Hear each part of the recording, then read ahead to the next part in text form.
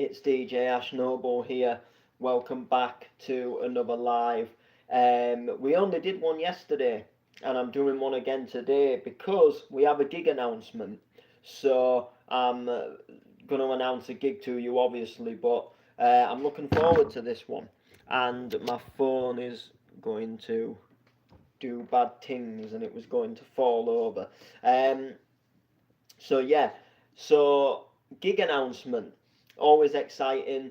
We've not really announced a new one for a little bit of time now, and yeah, I'm looking forward to it. So it's a booking for next year, so it's one that is happening next year, which is it's really mad to say because it is like literally just under 2 months away, but like it feels like when you say like it's next year, it feels like it's like ages away.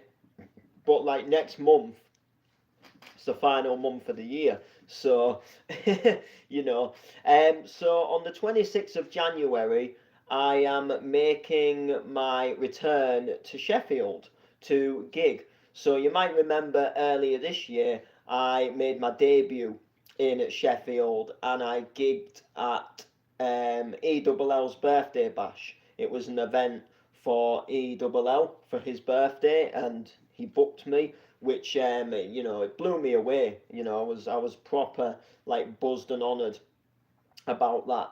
It was an absolutely belting event, and I was forever grateful. And it was my debut, obviously going all the way to Sheffield to gig, and someone actually drove me and came and supported my set, which was really nice. So on the 26th of January, I'm returning back to Sheffield to play at an event called Chain Reaction.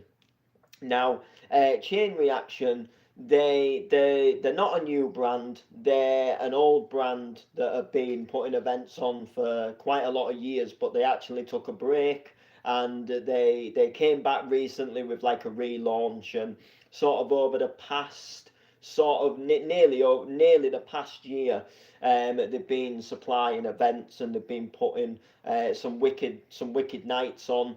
The last one, there was a raising money for cancer event, and it was sort of they booked the main man Sharky from Bonkers, and they had it at Network, and it was a bit more of a bigger event. And then they do these small, like sort of like smaller ones that take place at the Record Junkie, which is literally just up the road from Network. It is like literally right near Network. It's like not far from Network at all. It is literally about not even 2 minutes away. It's like literally on the same street, more or less. So I've been to a couple of the Chain Reactions, and I went to, I don't know if it was their launch night, but I went to one. I think it was April, sort of late March, sort of early April time or something like that. And I went and shedded some support to them. And then they did one in June, and sadly I couldn't make the one in June for whatever reason. I think I was either booked somewhere else or something else had just cropped up. But anyway, I sadly couldn't make that one. And then when they announced, obviously they were doing the fundraiser for the charity. Obviously, I wasn't going to miss that one, and I just absolutely have got all the time in the world for the people behind Chain Reaction, the people that put it on. They're just really nice people. They're just people who have just not. They've become good friends. And you can just have that sort of, you can see them at another event and you can have a laugh with them. And the thing is they come to other events, and they come and support other events, and they come and be part of other events, and it's a really nice, it's a really nice thing to see. So it's really good on that sense that these things happen, and that we can meet these nice people in our lives. So Yeah, so I'm really looking forward to making my debut to gig with them. And they've already said that it won't be like the last, like, they've got plans for the brand, and they want to kind of like take the brand to some different levels this year, next year, sorry. So they definitely, in some sense, they want to keep sort of like people like myself involved. They want to keep putting new talent through. So there's quite a few like new names on this next one, like that haven't played on like previous ones, and there's kind of like just some new people sort of like coming through, and just sort of some talent being shed through like myself, and some other people. So it's going to be good in that sense, and there's going to be some absolutely belting sets. So let's talk about my set, because my set is something out of the ordinary. It's not a usual set that well, I've never played this style of music before in a nightclub, so I'm kind of um I'm a tad nervous, I'm not gonna lie, but I'm not like mega nervous, because like I strongly feel like if you can beat match, and if you can like genuinely just DJ yourself, and you know the form of DJing, and you know the art of DJing, you can more or less like mix sort of any genre. And at the end of the day, like the genre that they've asked me to play, like it's not the hardest genre in the world to mix. Some of the tracks, they start on like break beats and stuff, and some of them start a little bit different to your normal like four to the floor kick. But I can mix this genre, and I've mixed it many a times, like just at home and stuff, and done it for fun and stuff like that, but I've never played it out sort of like in a nightclub. So they put me B2B with Terry SLB, who is another DJ himself, and um, he he got to play the Doncaster Warehouse not too long back, and I'm scratching my head to try and remember what event it was, but there was an event, and it was I'm scratching my head, and it was quite early on this year. I think it might have been the Future Beats, but there was or it might have been a spin back or something like that. I can't fully remember what it was, but all I know is he played outside. He played like old school sort of bouncy techno on vinyl, and all I can remember is he absolutely dominated the set. I think it might have even been the Dioxide or something like that, but I can't quite remember what the event was. But he absolutely he smashed his set like good and proper, and he played really well. And it was on vinyl as well, and he just proper blew me away, like, and it just sounded banging. Um, so they put us B2B to play a 90s sort of happy hardcore, sort of bouncy, sort of techno kind of set. And I don't, like I say, I've never played this kind of genre like out in a nightclub before, but I'm like really looking forward to it, because it's a change for me. It's a chance for me to widen my horizon of different genres, that I can play, and I'm looking forward to sort of trying it. And the thing about me is I like to mix sets up, so I will come with something that, we'll do B2Bs, but I will just throw in some tunes that you just won't expect. And I'm always I try to be clever with my sets, because I think, like, you know, it's kind of always good to be different. Like, I could go there and I could pick out like all the banging, well known, 90s bouncy techno tunes, and we could mix them and we could have a great time.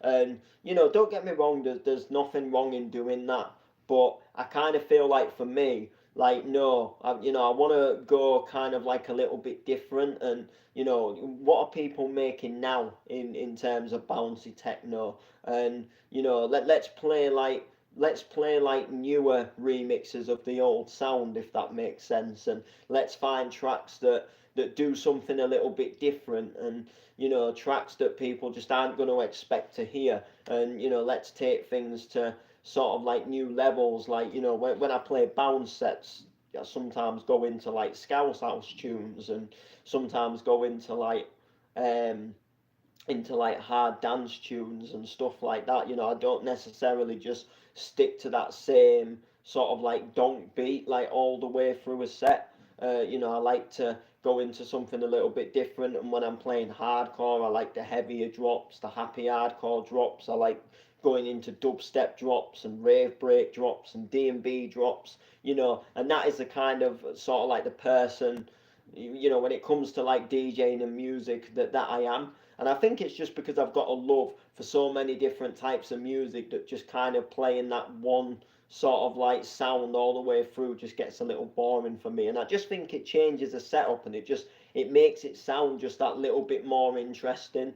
Like if you just pull something out that just sounds a little bit different but still sounds banging. Um, so I've already started putting a set together because I do know, like, I've not played this kind of genre out in a nightclub before. So I do know that I am going to have to put a little bit of practice in and just make sure that I aren't going to just get up there and completely wobble and flop, which I don't think for 1 second I will. But you just can't beat having that little bit of practice. And if I didn't play any bouncy techno from now until the event and then just turned up to the event, with a loaded stick and hope for the best.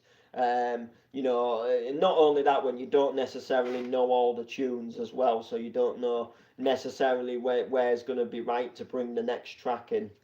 You've got a kind of, so having some form of practice is going to be really good. But we'll see. We'll see what happens. We'll see what goes down.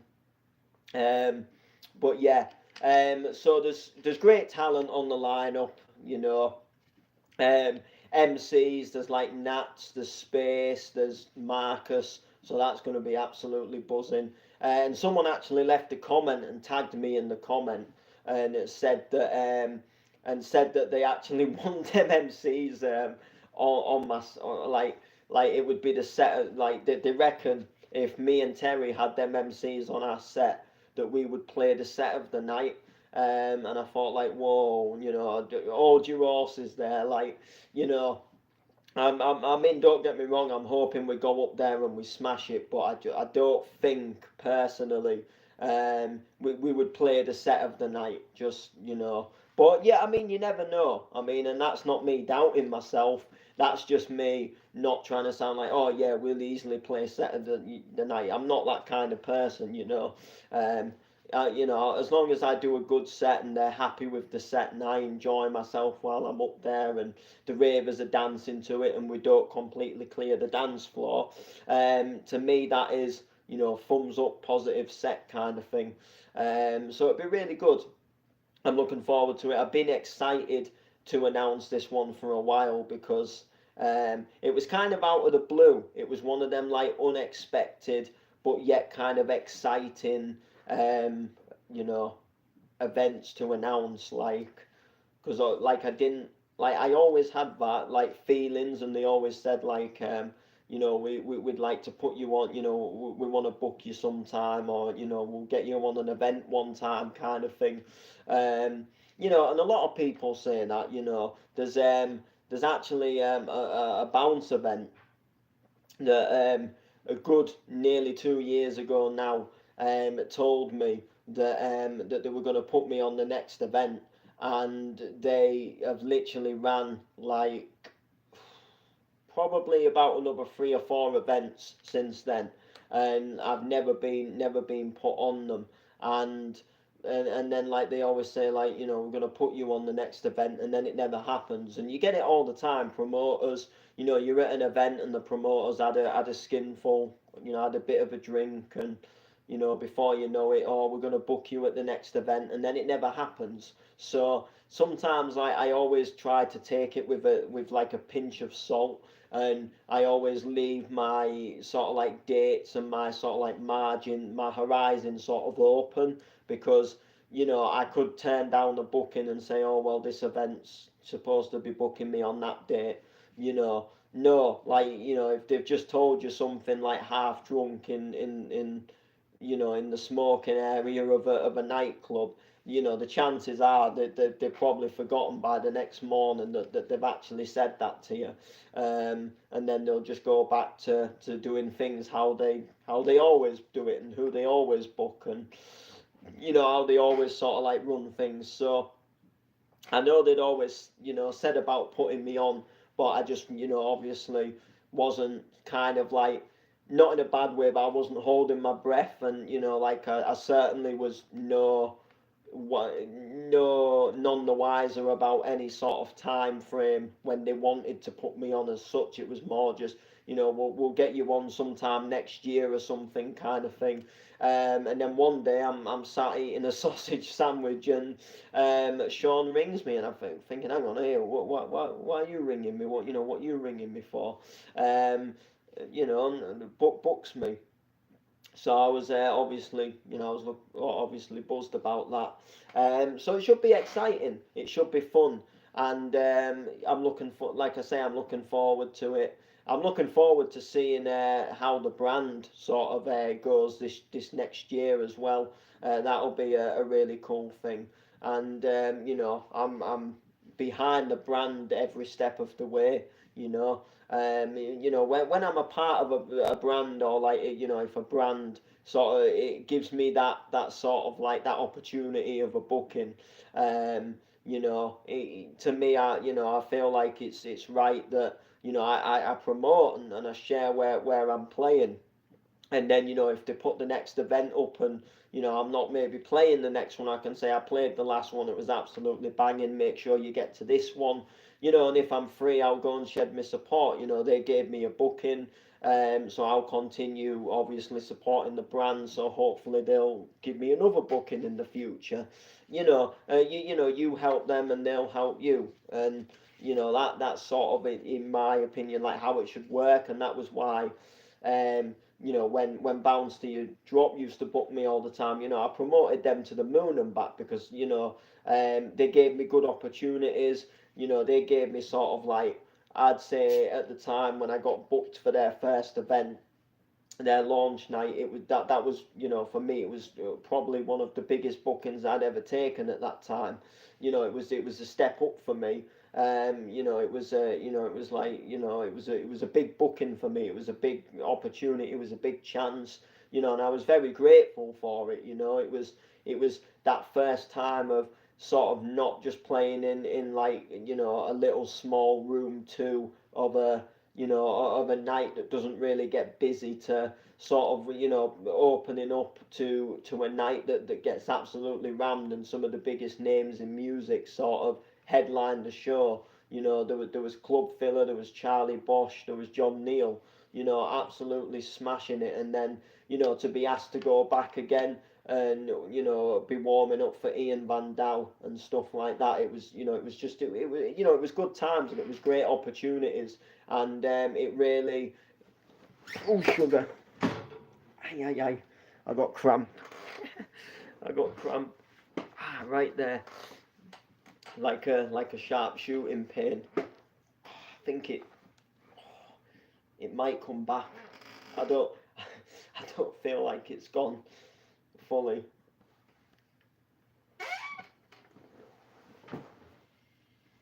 That's a coat gone. Yeah. So it was like it was a big change for me back then. So I like to support the brands that I'm playing at. So yeah, I'm really looking forward to it. Like I say, I'm sort of going through a little bit of a set now, and I'm not gonna lie, it's naughty. The opening track, I love the opening track. The opening track is it's magnificent. It really is. And it's from a new producer. Well, I say new, he's been making stuff for quite a while, but he's been doing some like bouncy techno stuff at the moment. And he's done like an intro tune, and it sounds absolutely banging. It sounds really, really good. and it's a remix of an old song as well, and it sounds, oh, I love it.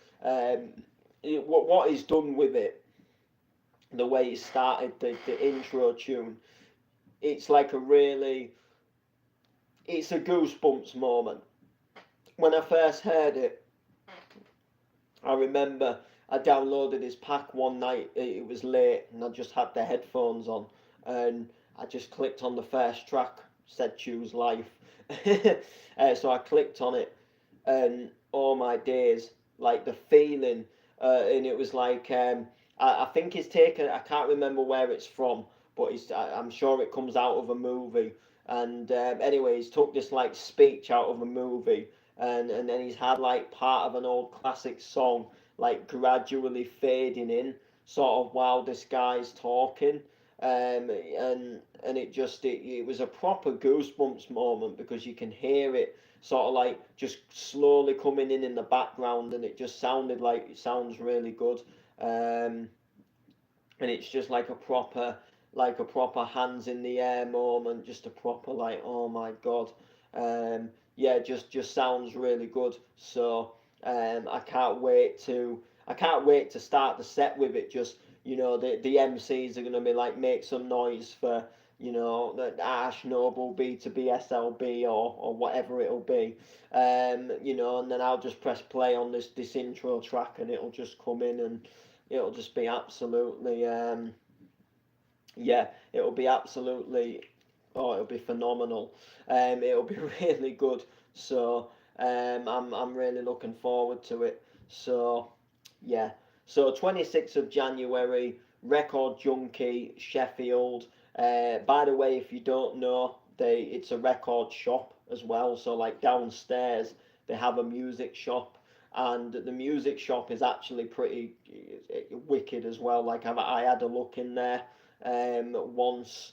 It absolutely belting. It was kind of during the time where I like really desperately needed to upgrade the decks, but couldn't afford to upgrade the decks, and they had decks in the window, and I had a little look inside the shop, and just sort of asked a few queries and questions about sort of like finance and stuff like that. And obviously never went any further with it, but it just got to have a look inside the shop, and there was keyboards, pianos, there was guitars, there was amplifiers, there was vinyl records, there was music books, there was there was like audio wires, so like wires that go from your guitar into the amplifiers, and um, DJ decks, there was PA speakers, there was just bits of all sorts. It was a really, like, if you're a proper, like, music fanatic, and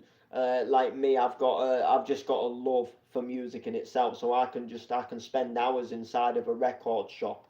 I like to look round like music shops and look round audio equipments, and like I'll walk into an expensive piano shop just to look around, just because I'm fascinated at looking and seeing all the different pianos, and wanting to touch the keys on the pianos, because I'm just a music fanatic. So I happened to have a look in once, and yeah, it was a really, it's one of them, like, proper, like, really sick underground shops where, like, if there was something music wise that you couldn't get, like, you could go there and you would probably be able to get it, kind of thing. Like, just that guy who always just has something that you go in town and you just can't find it in town, or you look online, and it just costs a bomb online, and then you just go into his shop, and he has it there tucked away in his little man cave. That's kind of what it reminded me of, and it's an amazing feeling. So um yeah, they've got a really good music venue, really good venue there. So looking forward to playing there, definitely. So the music venue's upstairs, the shop is downstairs. And I think they do like record fairs and like record conventions upstairs as well. So like they set all tables up in the upstairs area, you know, where the performance bit is, and they do like big record fairs, and they have like tables with all different kinds of records on them. So you know, it sounds like it's a really cool little venue, and it actually is. So anyway, that is going to do it. That is the gig announcement. There will be more, so just keep an eye out. And when I announce them, I'll announce them. And this was the one I was on about yesterday, where they was waiting for the flyer, and the guy was just being a bit slow with the flyer. So luckily it's back, and we've got the flyer. And we was there. I saw a brief look at the flyer last night before it was fully finished, and then I got the full flyer today and was told, yeah, share it out, that kind of thing. So make sure to like, make sure to comment, share, subscribe, all of that good stuff, and we'll see you soon, very soon.